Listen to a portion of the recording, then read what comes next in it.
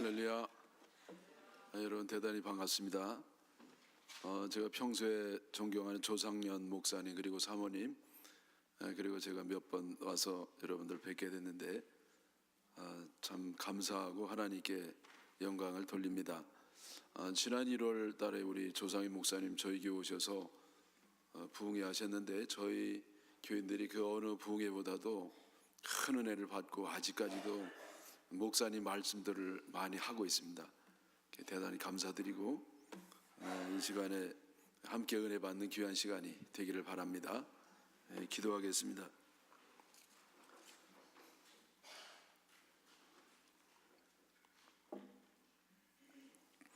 사랑과 은혜가 마르신 아버지 하나님, 이 시간에 저들이 하나님의 말씀을 듣겠습니다. 늘 듣던 말씀 같아도 새로운 은혜를 받게 하여 주시옵소서. 이 말씀이 우리의 귓전만 울리지 않게 하시고 우리 심정으로 듣는 귀한 말씀이 되게 하여 주시옵소서. 여러 가지 괴롭고 답답한 마음을 가지고 왔어도 말씀 안에서 문제 해결의 답을 얻게 하여 주시옵소서. 이 말씀을 들을 때 살아계신 주님의 은혜를 체험하는 시간이 되게 하여 주시옵소서. 나를 향하신 주님의 음성을 듣게 하여 주시옵소서. 초대교회 역사인 동일한 성령이 이 자리에 우리와 함께 하심을 믿습니다. 말씀을 들음으로 주님의 뜻을 깨닫게 하시고 문제 해결의 답을 얻게 하시고 우리가 예배드리기 전과 후가 달라져서 변화된 모습으로 이 세상을 나가는 귀한 시간이 되게 하여 주시옵소서.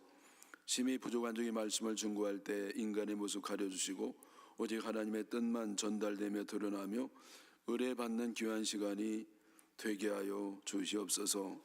예수님의 이름으로 기도하옵나이다. 아멘. 오늘 말씀은 소아시아 7교회 가운데 한 교회인 에베소에 주시는 주님의 말씀입니다.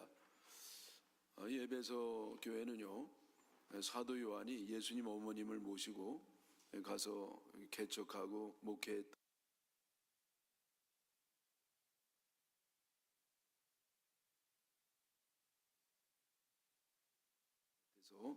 더 친근감을 느끼게 되고 더 이렇게 귀한 은혜를 받게 되는 줄 믿습니다.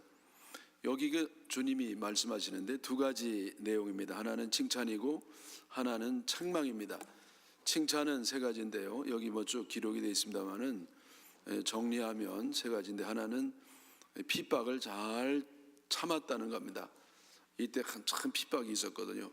두 번째는 그 어려운 가운데서도 열심으로 땀 흘려 충성했다는 것이고, 그리고 이단이 한참 창궐한 때였는데 이단도 잘 분별해서 속지 아니하는 그런 성숙한 믿음을 가진 것을 칭찬을 하셨습니다. 책망은 뭐냐면은 처음 사랑을 버렸다는 거예요. 그래 너희가 처음 사랑을 버렸는데 그러므로 너희들이 어디서 떨어졌는 것을 원인을 발견해 가지고 회개해서 처음 사랑을 갖도록 하라. 그러지 않으면 내가 촛대를 옮기리라. 그런 말씀을 하셨습니다. 여러분 요즘 이 서양 교회를 가르쳐서 올바른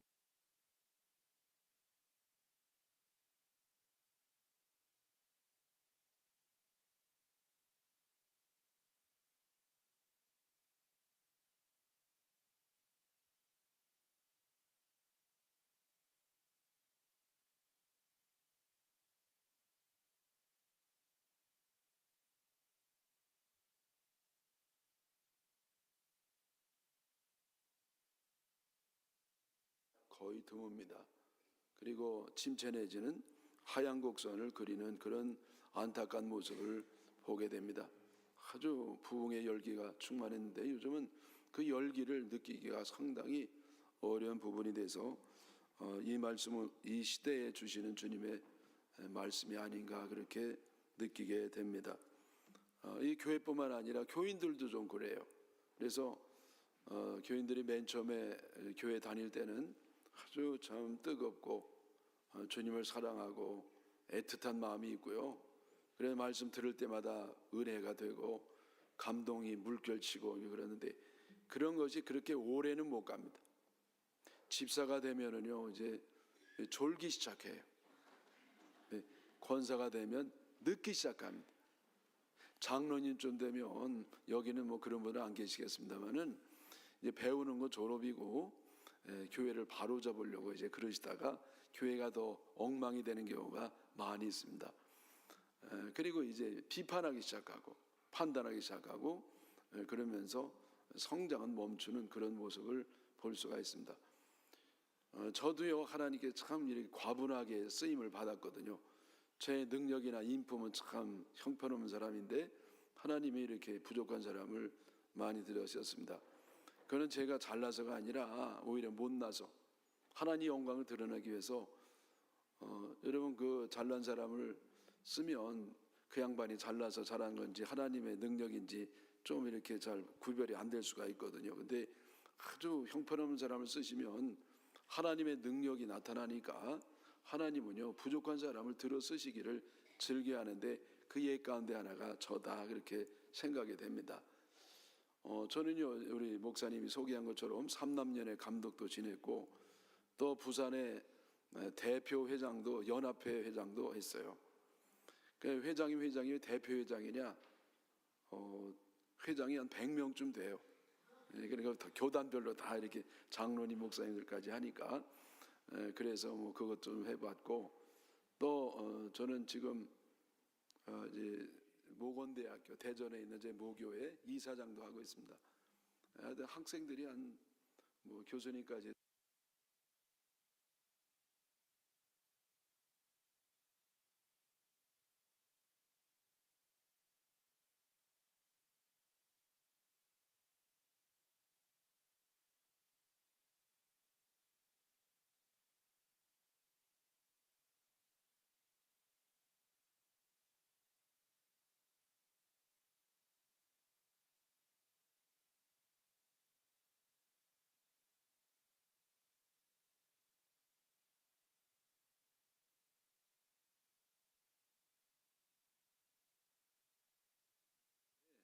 은혜 잘 받았거든요. 근데 요즘은 아이 뭐 받고 싶지 않아요. 내가 뭐 이 정도 됐는데 뭘 받겠어 그러고 별로 안 받거든요. 그 가운데 제가 또 변한 건 뭐냐면은 제 집사람 잔소리가 듣기 싫어요.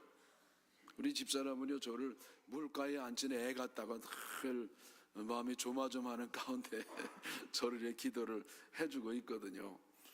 그래 내가 잔소리 좀 하지 마라 그랬더니 정 목사님 이사장 되더니 많이 컸네.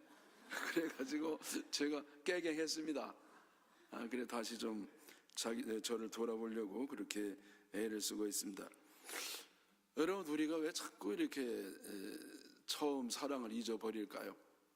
여러 가지 원인이 많이 있겠습니다만은 저는 한 3가지 정도로 간단하게 말씀드리면 첫째는 습관 때문에 첫사랑을 잃어버립니다. 여러분 우리가 오래 하는 거 잘하는 게 결코 영적으로 도움이 안 됩니다. 왜냐하면 마음이 안 실리거든요. 여러 번 자꾸 하면 거기 마음이 떠납니다. 마음이 자꾸 자기도 모르게 떠나요. 물리학의 역치현상이라는 게 있습니다. 역치현상은 뭐냐면은 동일한 자극을 계속 주다 보면 더 이상 느껴지지 않는 걸 역치현상이라 그럽니다. 예를 들면 여러분 여기 연세 많으신 분들은 뭐 경험해 본 것이겠습니다만은 한국에는요 아직도 시골에 이제 푸세식 화장실이 있거든요.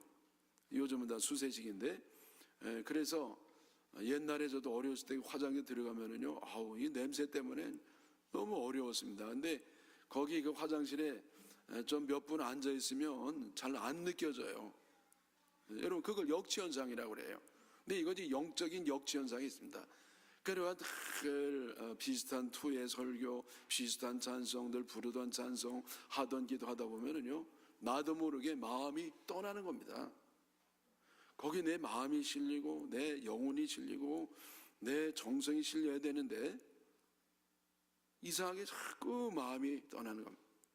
여러분 여기 참 아까 여기 찬양단들이 찬양을 열심히 인도하면서 은혜 받고 이렇게 시작하셨거든요. 근데 여러분 그 어떤 찬송 부른 거 기억나십니까? 내가 어떤 찬송 불렀는지 기억이 나셨냐고. 여러분 마음에 감동이 있고 은혜가 있었습니까? 그 별로 이게 느껴지지 않는 경우가 더 많은 것 같아요. 그래서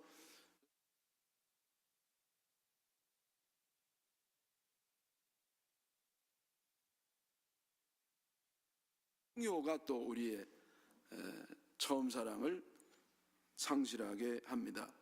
여러분, 우리는요 이 세상에서 좀 남보다 앞서기도 바라고 성공하기도 원하고 부자 되기도 원하고 명예도 얻기를 원하는데 여러분, 그것이 좋은 것만 있는 건 아니거든요. 세상적인 풍요가 도리어 영적 위기를 가져온 경우가 대부분입니다. 여러분, 그렇다고 그런 거 갖지 말라는 건 아니에요. 하나님은요 내가 복받기 원하는 것보다도 주님은 주시기를 더 원하세요. 그거는 정말입니다. 여러분, 자녀들이 자기가 복받기 원하는 것보다도 우리 부모가 복받기를 더 원하는 것과 마찬가지로 영적 이 아버지 하나님께서는 우리들이 은혜 받고 복 받고 세상에서 승리하고 형통하고 능력을 갖고 앞서기를 정말 원하시거든요. 근데 문제는 뭐냐면 그렇게 됐을 때 믿음은 떨어지는 겁니다. 하나님 앞에 간절함이 없어요. 매달리지 않습니다. 건성이 되기가 쉬운 겁니다. 네.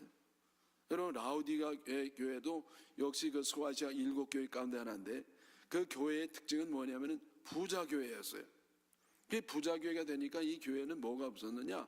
뜨거움이 없단 말이죠. 그래서 우리 주님이 책망하기를 너희가 뜨겁든지 차든지 하라. 너희들이 뜨겁지도 않고 차지도 않으니 내가 너희를 토하여 내치리라. 주님 말씀하셨거든요. 그래서 여러분, 우리가 세상적으로 좀 많이 배우고 또 남보다 많이 갖고 부자가 되고 뭔가 이렇게 권력이 그러면은요 간절함이 없고 매달리지 않는다는 말. 우리가 언제 간절히 매달리고 언제 주님께 가까이 나가고 언제 믿음이 자랐느냐? 그것은요 틀림없이 내가 어려울 때, 경제적으로 어렵고 내 환경이 어렵고 힘들고 그럴 때 간절히 매달리고 그랬지, 등 따시고 배부르고 이 세상에서 남보다 앞설 때는요 뭐 간절함이 없어요. 영적 야성을 상실하게 되는 겁니다. 그래서 여러분, 이걸 알고 우리가 거기에 잘 대비를 해야 될 겁니다. 그 다음에 세 번째는 뭐냐면 교만입니다. 교만. 마귀는 우리를 뭐 스캔들을 가지고 뭐 여자 문제라든지 무슨 돈 문제라든지 그런 것 가지고도 넘어뜨리기도 하지만은 그러나 그건 그냥 고수가 아니에요. 이 고단수의 마귀는 우리를 무너뜨릴 때 살금하니 다가와요. 이 살금하니 다가가지고 우리를 무너뜨리는데 그게 뭐냐? 교만입니다. 다른 말로 얘기하면 자기의예요. 네? 자기의를 가지고 우리 신앙을 무너뜨리는 겁니다. 자기의는 뭐냐? 자기는 의롭다는 거예요. 자기 판단은 누구보다도 정확하고 자기는 누구보다도 바르게 살고, 여러분 이런 분들은 정말 남보다도 바르게 살고 의로운 분들이시거든요, 대부분. 근데 그것 때문에 그만 처음에 열정을 상실하게 되는 겁니다. 저는 그래서 여기에 관련된 주님의 비유가 있는데 그것이 세리와 바리새인의 기도입니다. 예수님이 비유로 말씀하시는데 두 사람이 기도합니다. 한 사람은 요 앞에 따로 서서 손을 번쩍 들고 하나님께 기도하는데, 하나님 감사합니다. 저는 저 뒤에 있는 다른 사람들과 달리 믿음이 좋게 해주셔서 너무나 감사. 저는 일주일에 2번 금식하고 기도도 많이 하고 11조도 드리고 안식을 철저히 드리고, 하나님 특별히 저 뒤에 있는 세리와 다르게 이렇게 좋은 믿음을 갖도록 하셔서 너무나 감사합니다. 그렇게 기도합니다. 근데 저 뒤에 있는 세리는 기도하는데 감히 얼굴을 들지 못하고 그냥 가슴을 치면서 하나님 저를 불쌍히 여겨주세요. 저는 죄인입니다, 하나님. 그러면서 하나님 앞에 통곡하고 회개하고 그런 기도를 합니다. 그러면서 주님 말씀하시기를, 자 너희들은 여기에 대해서 답을 해봐라. 둘 중에 누가 의롭다함을 얻게 되었겠느냐? 의롭다함을 얻다는 뭐냐면은 의롭다함을 얻는 거죠. 쉽게 다른 말로 얘기하면은 구원을 받느냐는 거예요. 여러분, 누가 구원을 받겠습니까? 하나는 모범적인 그런 신앙이네요. 자타가 신앙 좋다고 인정하는 바리새인이란 말이에요. 얼마나 철저히 신앙생활 하는지. 네? 여러분 금식을요 일주일에 2번씩 꼬박꼬박 하는 거 아무나 하는 게 아닙니다. 예? 11조를요 철저히 드리지. 여러분 이런 사람 참 드물잖아요. 그리고 세리는 뭐냐면 그 당시에 로마의 앞잡이에 그 세금을 거둘 때 횡령을 많이 하죠. 그 남도 많이 갈취하고 정말 못된 인간이거든요. 그러면 여러분 그 중에 누가 구원을 받겠느냐? 예수님 말씀하시기를 처음 사람은 의롭다함을 얻지 못하고 두 번째 사람 세리가 의롭다함을 얻었다. 세리가 구원을 받았다는 거예요. 여러분 한 사람은 모범적인 신앙인인데 거기에 뭐가 플러스되느냐? 교만이 함께 있고 여러분 이 세리는요 엉터리 교인이에요. 엉터리 교인인데 겸손해요. 그러면 누가 구원받느냐? 바로 엉터리로 신앙생활을 해도 겸손한 사람이 구원을 받는다. 네? 탕자의 비유는 여러분 너무나 잘 아시죠? 그래서 우리 탕자는 이 집에 돌아온 둘째 아들을 탕자로 이렇게 여기는데, 근데 이 성경학자들은 정말 탕자는 누구냐? 집에 있는 탕자라는 거예요. 물론 뭐 집 떠나고 돌아온 탕자도 탕자예요. 아버지 재산을 허랑방탕하게 허비하고 돌아왔으니까. 근데 정말 못된 탕자는 누구냐? 집에서 아주 모범생으로 아버지의 재산 1원 1장 허비하지 아니한 그런 착실한 첫째 아들이 정말 탕자라는 겁니다. 왜 탕자냐? 사랑이 없다 말이죠. 여러분 동생이 이렇게 비록 허랑방탕하고 그릇된 길로 갔지만은 그가 회개하고 돌아오면 사랑으로 받아줘야지. 그 동생을 동생으로 여기지 않아요. 아버지의 심정을 이해하지 않습니다. 아버지 사랑하지 않고 동생을 사랑하지 않고 너무나 철저히 독선적이고 이기적이고 계산적이고. 여러분 그래서 사실은 누가 정말 탕자냐? 그렇게 바르게 살면서 아주 업신여기는, 동생을 업신여기고 무시하는 이런 사람이 진정으로 탕자라는 거예요. 네? 여러분 신앙생활을 잘 한다고 그게 다가 아니에요. 중요한 건 뭐냐? 그 주님은 우리 마음을 보시고 중심을 보시고 우리가 행동하는 동기를 보시는데 그 안에 진정한 믿음이 있고 사랑이 있느냐를 보신다는 거예요. 네?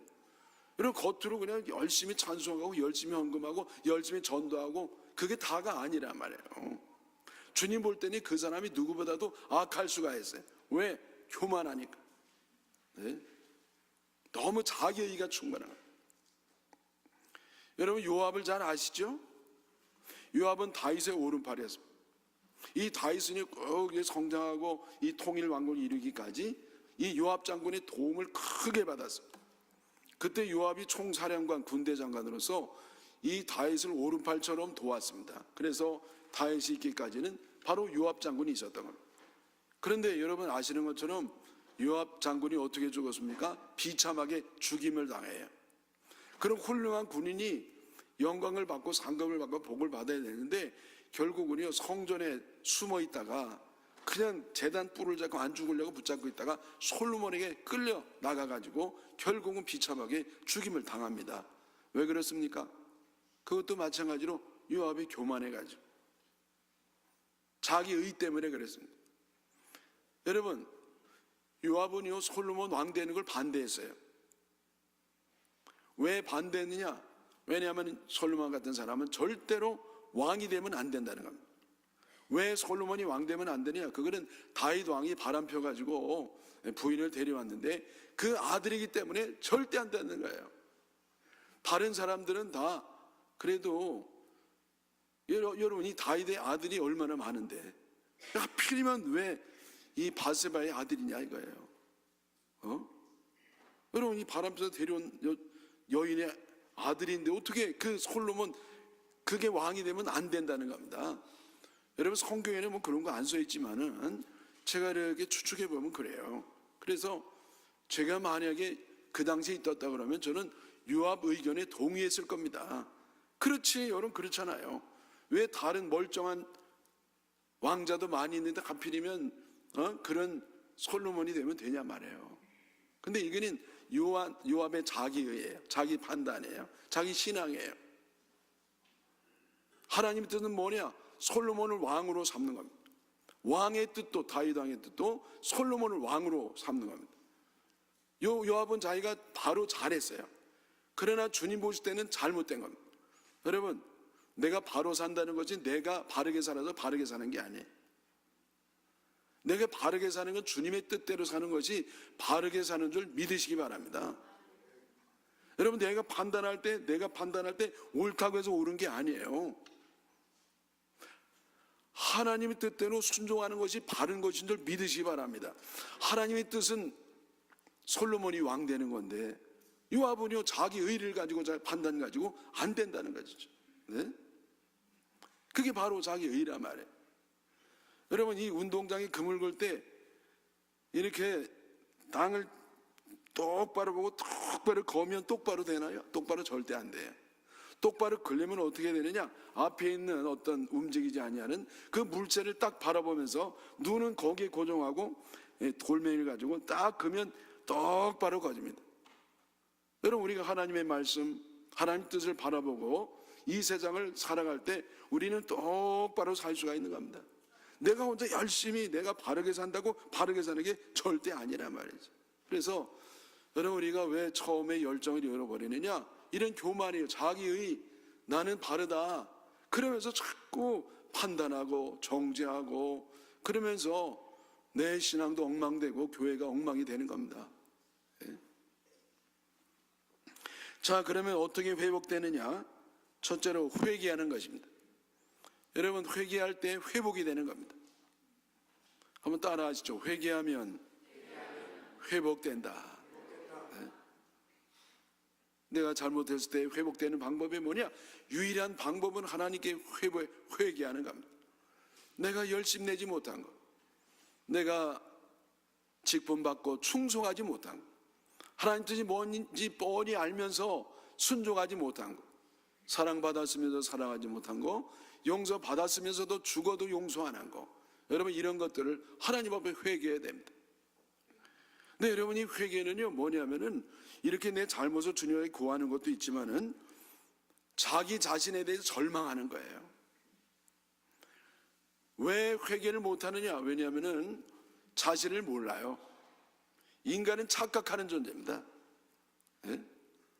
사람은요 속는 존재예요. 직분이 나를 속여요.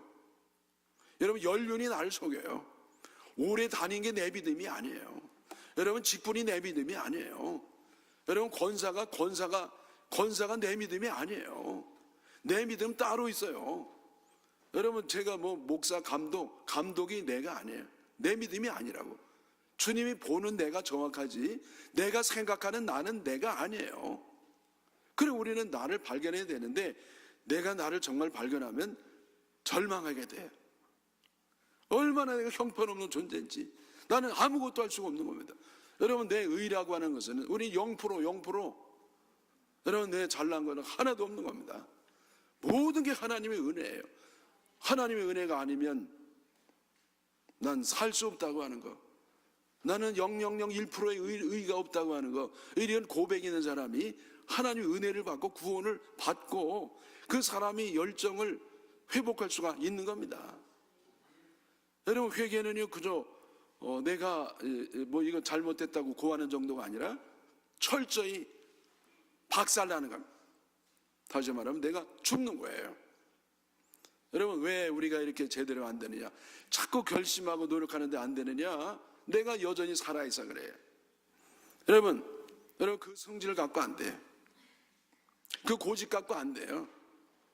여러분, 그 자기의 갖고 안 됩니다. 그 열심 갖고 안 되고 그 눈물 갖고 안 되고, 여러분 내가 할 수 있는 것은 아무것도 없어요. 오직 하나님의 은혜가 임해야 되는 겁니다. 그럼 내가 죽어야 돼요. 여러분, 내가 살아있으니까 내 안에 공간이 없거든요. 빈틈이 없거든. 여러분, 논리가 참 정연한 사람 조심하세요. 여러분, 저 사람이 허술해야 돼요. 그렇게 이간저렇고 저간저렇고 다 자기 논리를 꽉 차가지고 자기가 살아있으면 주님이 거기 들어갈 틈이 없다고. 그러니까 여러분, 내가 어떻게 가능하느냐? 그거는 내가 철저히 죽는 겁니다. 네? 여러분, 죽으시기를 축원합니다. 그래, 죽는 게 소망이고 주는 게 은혜고 그것이 방법이고 그게 열쇠인 줄 믿습니다. 아이고, 죽었는데 이게 설 죽어가지고 그렇게 죽으면 안 돼요. 완전히 박살나야 됩니다. 여러분 뭐 하여튼 오늘 아침에 뭐 박살이 금방 나겠어요. 어쨌든 여러분 기도로 싸우셔야 돼요. 그래서 내가 살기 위해서 몸부림치는 게 아니라 죽기 위해 몸부림치고 죽을 때 사는 겁니다. 여러분 기독교는요, 내가 있는 채로 발전해 나가는 게 아니에요. 먼저 내가 죽어야 돼요. 그러면 주님과 함께 다시 살면서 새로운 삶을 사는 겁니다. 아멘이시죠? 그래서 회개는 뭐냐? 이렇게 죽는 거다. 그다음에 두 번째는 두려워하는 겁니다. 두려워하는 거. 신앙은 뭐냐? 두려움으로 주님을 섬기는 겁니다. 근데 여러분 우리는 두려움을 잊어버렸어요. 왜 두려움을 잃어버리는? 너무 오래 다녔거든요. 교회를 너무 오래 다녔어요. 여러분 여기 모태신앙들은 조심해야 돼요. 왜? 어려움이 없고 두려움이 없어요. 너무 편해요. 너무 쉬워요. 그러다 보니까 교육이 안 되는 겁니다. 변화가 없는 것이고, 그래 여전히 이제 그런 겁니다. 제가 목사 안수 받을 때 정말 기대감을 가지고 이제 연회 참석했거든요. 근데 얼마나 실망했는지. 저는 목사님 장로님들 모인 곳에는 그래도 화기애애한 분위기가 적어도 있는 줄 알았는데 그게 아니라 얼마나 싸우님을.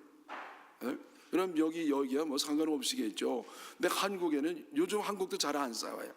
제가 목사 안수 받을 때는요 얼마나 싸웠는지 사람들이 막 싸우면은요 그랬대요. 아니 여기가 어딘 줄 알고 싸우냐고, 여기가 교회인 줄 아냐고 그랬다는 거예요. 여러분 그 정도로 지금 좀 감이 오시는 가운데 왜 이렇게 싸웁니까? 왜냐면은요 어려움이 없습니다. 여러분 여기가 어디 하나님의 집이잖아요. 하나님이 계시는 집인데 여러분 하나님 정말 살아계심을 믿는다면 그렇게 싸우냐고요. 그건 뭐냐면 하나님 두려워하지 않아요. 하나님 존재를 의식하지 않아요. 네? 여러분 하나님 존재 의식하지 않는 사람이 많습니다. 두려워하지 않아요.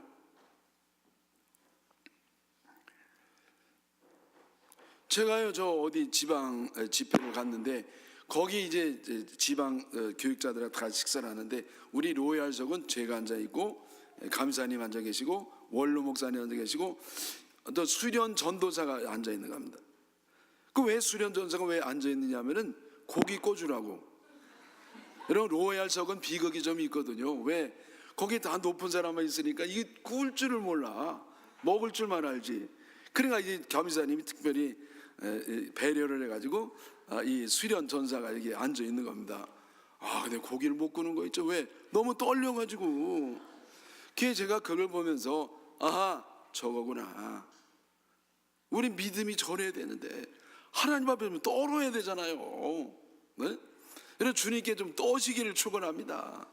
이 안 떠니까 제대로 안 되는 겁니다. 너무 쉽고 너무 어려움이 없고.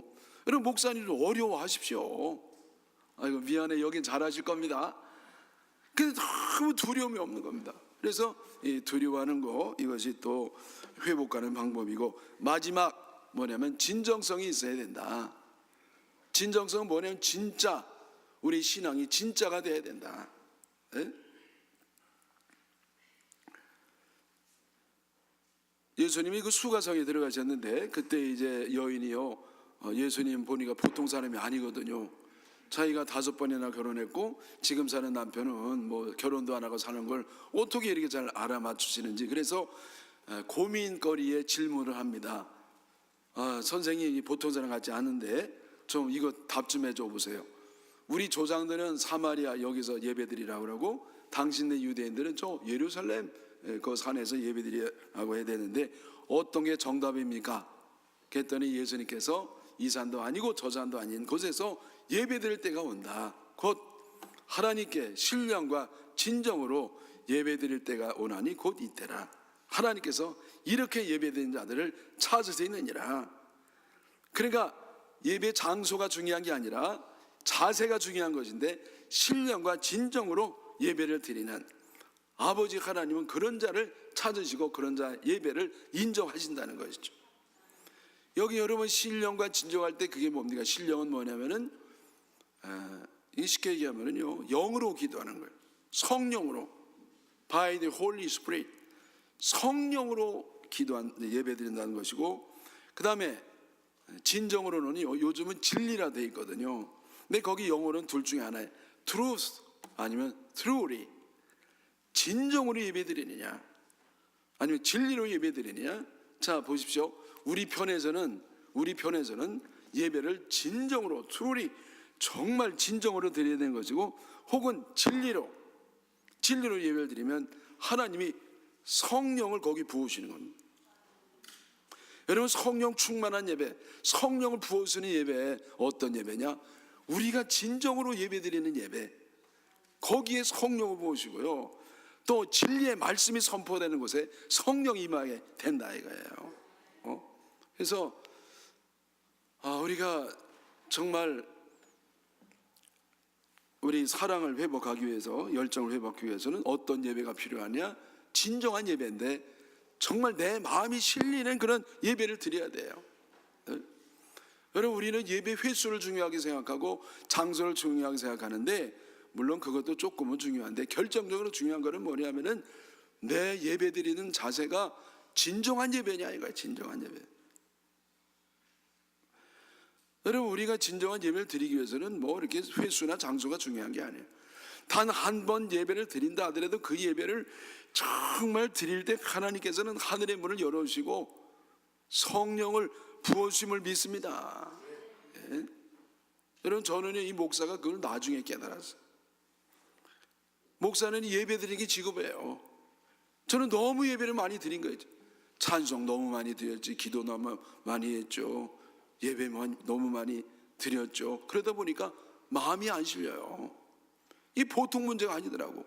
그래서 내가 하나님 앞에 철저히 회개했습니다. 하나님, 제가 앞으로 예배를 드릴 때 단 한 번이라도 진정으로 드리지 않으면 차라리 안 드리면 안 드렸지, 하나님께 그런 부실한 예배는 드리지 않겠습니다. 제가 이렇게 서약을 했거든요. 그리고 제가 막 예배를 드렸더니 얼마나 은혜가 되는지, 그러면서 우리 교인들이 은혜를 많이 받았습니다.